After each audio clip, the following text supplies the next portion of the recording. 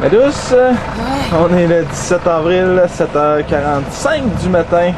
Et c'est comme ça qu'on commence notre remontée de l'intracostal et ses 400 heures de moteur.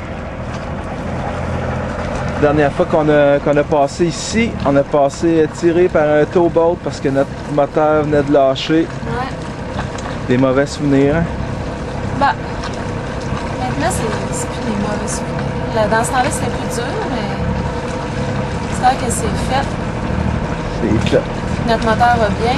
Eh! C'est un souvenir. Alors, c'est parti. On s'en va. On commence notre remontée de l'intracostal avec ces très nombreux ponts à faire ouvrir, avec ces hauts fonds à surveiller. C'est vrai que ça a moins de charme que les Bahamas, mais on est quand même en paix avec notre remontée. Parce que pour la première fois depuis qu'on est parti, le 7 octobre, on va être en terrain connu. Ça fait du bien des fois de se sentir un petit peu à la maison, là, de savoir qu'est-ce qui se passe. Alors, c'est parti. Vers le lac Champlain.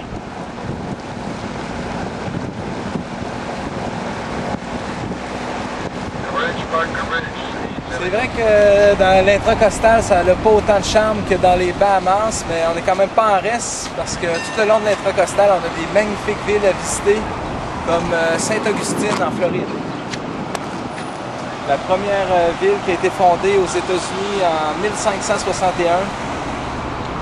On voit bien les origines espagnoles.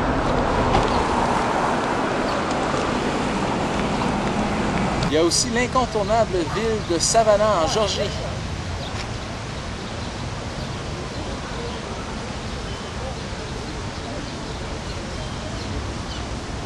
Il y a eu le tournage du célèbre film Forrest Gump.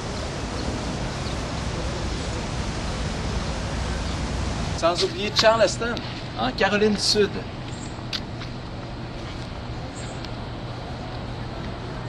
Comment ça se danse, ça, le Charleston? C'est quelque chose qu'il faudrait vérifier sur le bateau? Oh!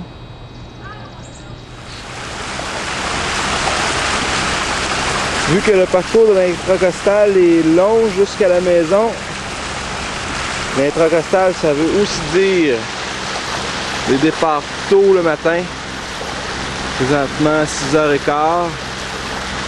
Puis des fois, ben, on arrête juste à 7h le soir, donc ça fait des 12 heures. Mais souvent, ça se fait dans des paysages magnifiques. Un décor de carte postale.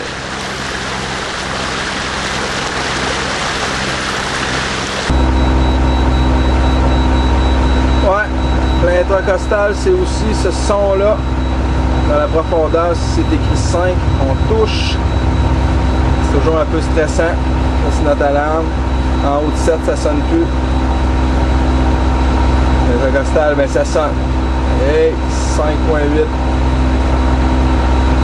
Ben c'est vrai que c'est beau.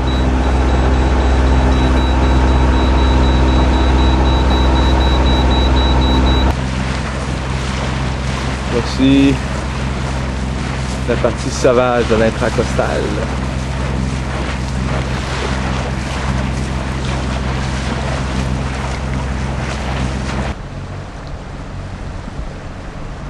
Regardez-moi ça. Pas beau ça?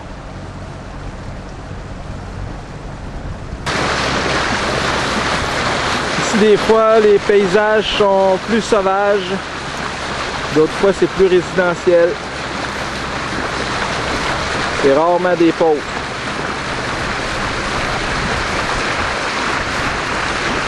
On passe carrément dans la cour du monde.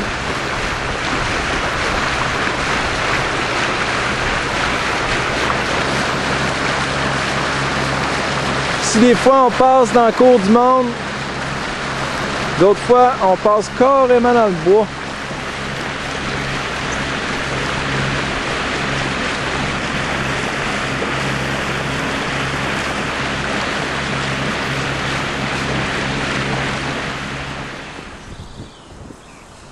Ouais, ben, l'intracostal, c'est aussi des ancrages Vraiment magnifique. On se croirait quasiment en camping, en milieu sauvage, n'est-ce pas? Ça, il y en a en masse des ancrages comme ça. L'intracostal aussi, je sais pas si vous voyez en avant, il y a comme une petite moustache jaune. L'eau de l'intracostal n'est pas très propre. C'est pour ça que je l'ai affectueusement nommé l'intra trop sale. Puis à l'ancrage comme ça, ben, c'est les moments idéaux pour se faire des petits barbecues. Hey ma mignonne! Moi c'est saignant! Parfait. Bien noté. C'est noté?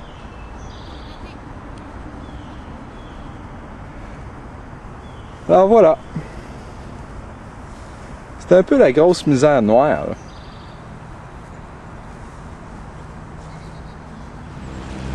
Dans l'intracostal, il y a aussi une faune très diversifiée. On aperçoit ici un cheval sauvage. Bien relax.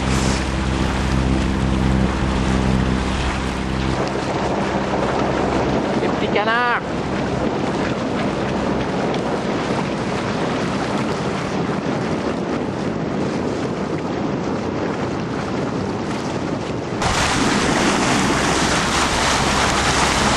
Oh, il y a aussi nos amis les dauphins.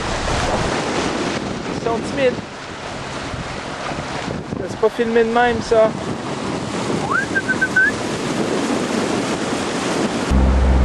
Hey! Juste là! Ah, ils sont trois! Hey!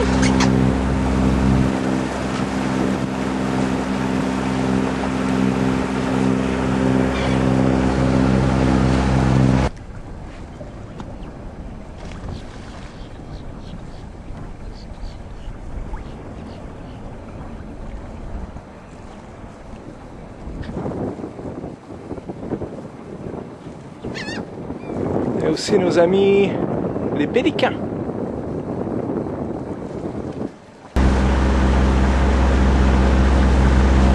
Ça pêche.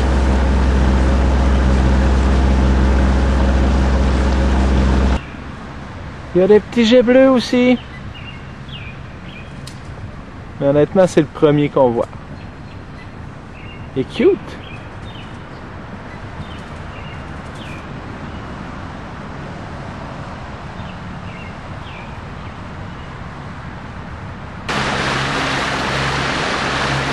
Le reflet dans l'eau, ça fait comme un sablier.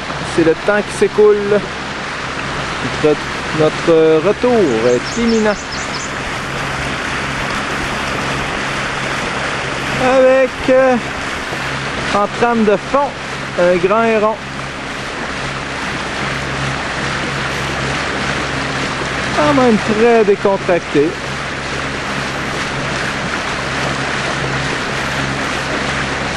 Il se demande, mais qui sont-ils? Dois-je me sauver? Dois-je rester? Je me sauve! Je pense qu'on le dérange un peu quand même dans son habitat. Ah, il va s'en sortir.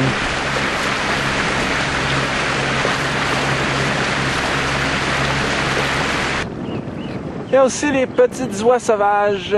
Je me souviens bien, on a migré avec eux à l'automne. Là, on revient avec eux. On fait le voyage. Attachez votre tuque avec la broche. On s'en vient.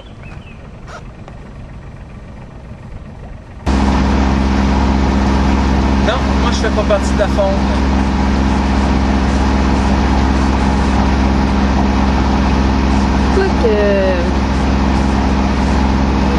Le soir, on s'est déjà vu dans des positions embêtantes.